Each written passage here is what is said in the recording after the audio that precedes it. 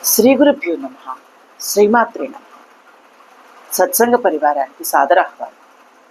జగన్మాత అనుగ్రహంతో ఈరోజు మనం జగద్గురు శ్రీ శ్రీ ఆదిశంకరాచార్య విరచిత సౌందర్య లహరి స్తోత్రంలోని 37వ శ్లోకాన్ని సూక్ష్మంగా తెలుసుకునే ప్రయత్నం చేద్దాం. గం గణపతే నమః. శ్రీమాత్రే నమః. శుద్ధౌ తే శుద్ధస్ఫటిక విశదం వ్యోమజనకం శివం సేవే దేవీమపి శివ సమాన వ్యవసితాం యయోః కాంత్యాయాంత్యా శశికిరణ సారూప్య శరణే విధూతాం తర్ధ్వాంతా విలసతి చకోరీవ జగతి. శ్రీమాత్రే నమః. ఈ శ్లోకంలో ఆచార్యుల వారి భావన: ఓ జగన్మాత, నీ విశుద్ధి చక్రమునందు ఆవిర్భింపచేసి శుద్ధ స్ఫటికం వలె పరిశుద్ధుడు అయి ఆకాశతత్వమును జనింపచేయువాడు అగు శివుని నేను సేవిస్తున్నాను. ఆ శివునితో సరితూగుతూ అనగా అతనితో మిళితమై ఉండే జగన్మాతపైన నిన్ను కూడా నేను సేవిస్తున్నాను కదమ్మా. మీరూరి దివ్య తేజస్సు చంద్రకిరణాల సాదృశ్యం కలది. అటువంటి చంద్రకిరణాలు గల దివ్య తేజస్సులోని వెన్నెల కాంతిని మాత్రమే భుజించి ప్రకాశించే చకోర పక్షి వలె సమస్త జగత్తును ప్రకాశింపచేస్తున్నది కదమ్మా. ఇక అంతరార్థమేమనగా, సమయాచారులు అతీత శక్తులు కౌలాచారులు వలె ప్రదర్శించకుండా ఉన్నప్పటికీ తమ ఉపాసన ద్వారా జగన్మాత కటాక్షం లభ్యం చేసుకుంటారు. సమయాచార పరులు తమ అమిత శక్తులు ప్రదర్శించకుండా జగన్మాత కటాక్షం పొంది నమ్మశక్యం కాకుండా పరోపకారం చేస్తూ జీవించే వీరి జీవన సరళిని చూసి సామాన్యులు ఆశ్చర్యపడుతూ ఉంటారు. శ్రీదేవి ఉపాసకుల్లో ఆజ్ఞాచక్రం వికసించి ఉంటుంది. అందువలననే పరమేశ్వరులు ఆజ్ఞలను గ్రహించే మనసు కలిగి ఉంటారు. శ్రీదేవి కటాక్షం పొందలేని వారు ఇడ పింగళ నాడుల ద్వారా బాహ్యంగా ఉండే ప్రకృతి సహాయంతో జీవిస్తూ ఉంటారు. శ్రీదేవి కటాక్షం పొందిన వారు నామరూపాలతో శరీరం ఉన్నప్పటికీ బాహ్య ప్రకృతి ద్వారా కాకుండా పరిశుద్ధమైన పరమేశ్వరుల ప్రకాశ కాంతిని ఆస్వాదిస్తూ అంతర్గత జ్ఞాన వెన్నెలను భుజిస్తూ జీవించే చకోర పక్షి వలె జీవిస్తూ ఉంటారు. ఆత్మసాక్షాత్కారం పొందకుండా విశుద్ధ చక్రం మాత్రమే పూజ చేసే వారికి కూడా అటువంటి సిద్ధి లభిస్తుంది.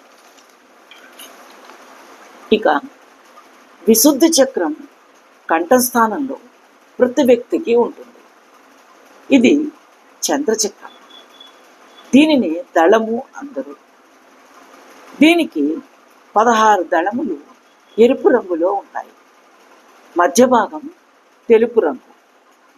ఈ తెలుపు రంగు మధ్య ముదురు నీలం ఉంటుంది. ఒక్కొక్క దళంలో ఒక్కొక్క అక్షరం ఆ మొదలు అహా వరకు మొత్తం 16 అచ్చులు బిందువులతో కూడి ఎర్రని రంగులో ప్రకాశిస్తూ ఉంటాయి. ఈ ఎరుపు రంగు జ్ఞానాన్ని సూచిస్తుంది. విశుద్ధ చక్రం స్వాధీనం చేసుకున్న సాధకులకు అజ్ఞానం నశించి జ్ఞానాగ్నితో పరిశుద్ధమై నిర్మలమై శుద్ధ స్ఫటికం వలె మనస్సు కలిగి ప్రకాశిస్తూ ఉంటారు. ఈ తెల్లని రంగు పద్మం మధ్య భాగంలో ఉంటుంది. దీని అధిష్టాన దేవత డాకినీ దేవత ఆసీనురాలే ఉంటుంది. విశుద్ధ చక్రంలో మధ్య భాగంలో తెలుపు రంగులో సాక్షాత్కరింపజేసే శబ్ద తన్మాత్రే మూలమై ఆకాశతత్వం ఉన్నది. ఈ ఆకాశతత్వ ఆత్మ పరమేశ్వరుల నుంచి ఆవిర్భవిస్తుంది. విశుద్ధి చక్రం శ్రీచక్రంలో చతుర్దశ చక్రమును సూచిస్తుంది. చతుర్దశార చక్రమును సూచిస్తుంది. సాధకుడు ప్రాణనాడి విశుద్ధి చక్రమును దాటినప్పుడే ఆకాశ గమనాది శక్తులు లభిస్తాయని పెద్దల విశ్వాసం. ఎవరైతే విశుద్ధి చక్రార్చన చేస్తారో అట్టి వారికి కూడా ఇడ పింగళ నాడులలో జరిగే ఉచ్ఛ్వాస నిశ్వాస సంచారం నిలిపివేసి సుషుమ్నా నాడి ద్వారా శక్తి లభిస్తుంది. దీనిని ఆకాశయానము అని యోగశాస్త్రం వివరిస్తుంది. ఇట్టి ఆకాశయానం చేసే సాధకులకు ఆత్మ సందర్శనం ద్వారా అతీత శక్తులు లభిస్తాయి. ఆత్మ సందర్శనం ద్వారా అజ్ఞానం అనే ఓ పెద్ద రాక్షసి బాధ ద్వారా సాధకులు విశుద్ధులవుతారు. కాన ఈ చక్రాన్ని విశుద్ధి చక్రం అంటారు.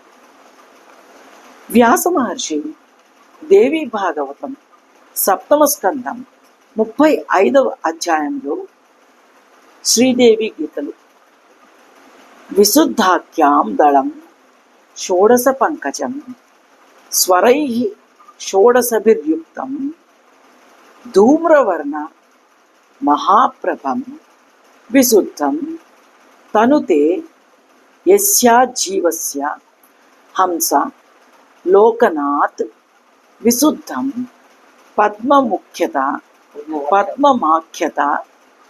ఆకాశాఖ్యం మహాద్భుతం అని వర్ణించారు. విశుద్ధి చక్రంలో ప్రాణనాడి ద్వారా నిరంతరం సంచారం చేసే యోగులకు స్థిరమైన మనస్సు కలిగి గాన విద్యకు ఆధారభూతములైన షడ్జమ, రిషభ, గాంధారం మొదలగు సప్తస్వరములను ఉచ్చరించి వీటిని అవగాహన చేసుకునే శక్తి కూడా లభిస్తుంది.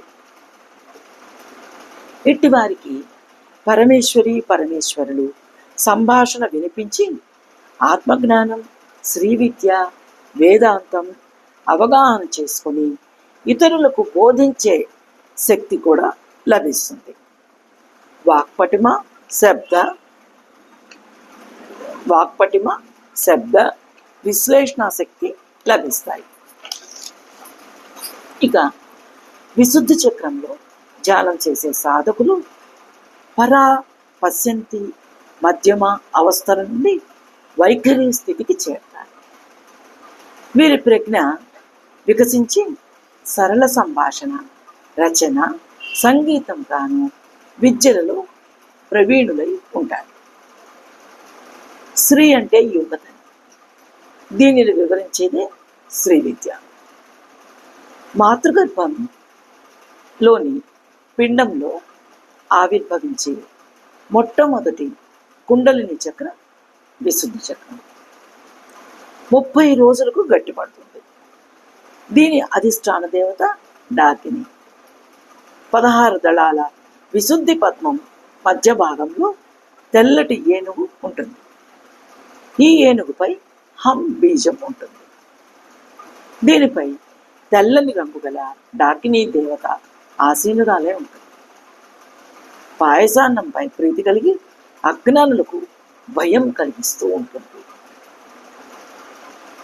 ఈ డాకిని దేవతలను పరివేష్టించే అకారాది 16 బీజ శక్తులైన అమృత, ఆకర్షిత, ఇంద్రాణి, ఈశాలి, ఉషకేలి, ఊర్ధ్వ, రుద్దిదం, రుకా, రూకా, ఇక, ఈక, ఏకపర, ఐశ్వర్య, ఓంకారి, ఔషధి, అంబిక అక్షరాలు ఇవి 16 దళాలలో ఎర్రని రంగుతో ప్రకాశిస్తూ ఉంటాయి. మానవ శరీరంలోని సప్తధాతువులకు సప్త అధిష్టాన దేవతలు ఉన్నారు. వీరి నామాలు డా, రా, లా, కా, సా, హా, యా అనగా డాకిని, రాకిని, లాకిని, కాకిని, సాకిని, హాకిని, యాకిని. వీటిలో చర్మధాతువుకు అధిష్టాన దేవత డాకిని దేవత, విశుద్ధి చక్ర అధిష్టాన దేవత. డాకిని దేవతను ఆరాధిస్తే చర్మ వ్యాధులు నివారింపబడతాయి. ఈ విశుద్ధి చక్రంలో ఉండే శివశక్తులకు వ్యోమకేశ్వరులుగా ఉంటారు. ఈ విశుద్ధి చక్రంలో ఉండే శివశక్తులు వ్యోమకేశ్వరులుగా ఉంటారు. క్షమించాలి, వ్యోమకేశ్వరిలుగా ఉంటారు. జగదంబ విచిత్రమత్ర కిం పరిపూర్ణ కరుణాస్తి చేన్మయి అపరాధం పరం పరాకృతం నహి మాత సముపేక్షతే సుతం. జగన్మాత అనుగ్రహం మనందరి మీద కలుగుదాక. శ్రీమాత్రే నమః.